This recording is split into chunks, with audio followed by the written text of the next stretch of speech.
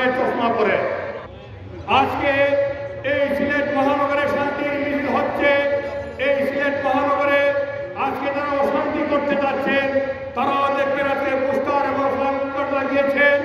তাদের নির্বাচন আসছে, তাদের দলীয় নির্বাচন করবেন, কিন্তু সেই নির্বাচনের আগে যে বক্তব্য দেবেন সেই বক্তব্যে বলবেন যে বাংলাদেশের কোনো গণতন্ত্র নেই, বাংলাদেশে সেই খালেদা জিয়া নাকি কারাগারে, আর ওনারা মিছিল মিটিং করতে পারতেছেন না।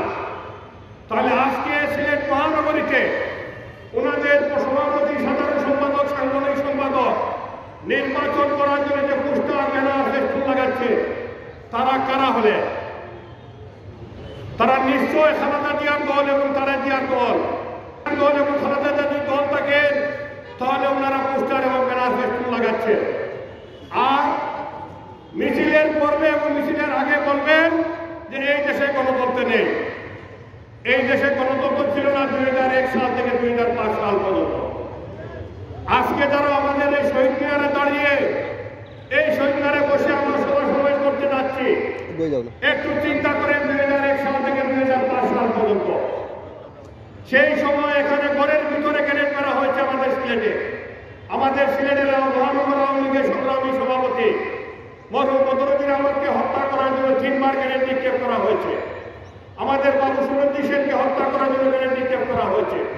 আমাদের শাহেদ কিমিয়াকে হত্যা করা হয়েছে গ্রেনেড নিক্ষেপ করে। একদিনে বাংলাদেশের 500টি জায়গায় গ্রেনেড নিক্ষেপ করা হয়েছে, বোমা নিক্ষেপ করা হয়েছে।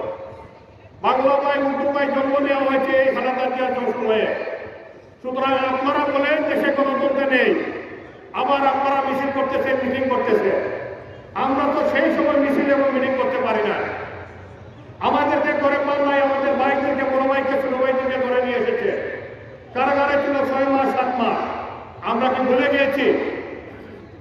এই অনুকূল হয়তো শাহজালাল রহমতুল্লাহ ইসলামের মাজারে দ্বিতীয় বিশ্বযুদ্ধ বলেন, প্রথম বিশ্বযুদ্ধ বলেন, আমাদের মুক্তিযুদ্ধের সময় বলেন, একটি গুলিও ছোড়া হয় নাই সেখানে।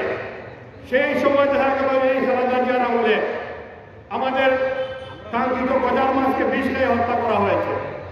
সেখানে আমাদের সিলেটের কৃতি সন্তান আনোয়ার চৌধুরী, যে নাকি ব্রিটিশ হাইকমিশনার ছিলেন বাংলাদেশে, তাকে হত্যার উদ্দেশ্যে গ্রেনেড মারা হলো। আরো 6 জনকে হত্যা করা হলো। আমরা আওয়ামী লীগ, যুবলীগ, ছাত্রলীগের নেতৃত্বে তাদেরকে চিকিৎসা দিয়ে আসলাম উসমানী মেডিকেলে। রাতের অন্ধকারে আমাদেরকে গ্রেফতার করা হলো। সুতরাং গণতন্ত্র নাই যারা বলেন তারা কানে চশমা পরে। কানে চশমা পরে যদি হাঁটেন তাহলে ধাক্কা খাবেন যে কোনো জায়গায়। কানে চশমা খুলে এই সিলেটে, এই বাংলাদেশে থাকেন, দেখবেন শেখ হাসিনার গণতন্ত্র আর খালেদা জিয়ার গণতন্ত্রের পার্থক্য 100 ভাগ বেশ কম।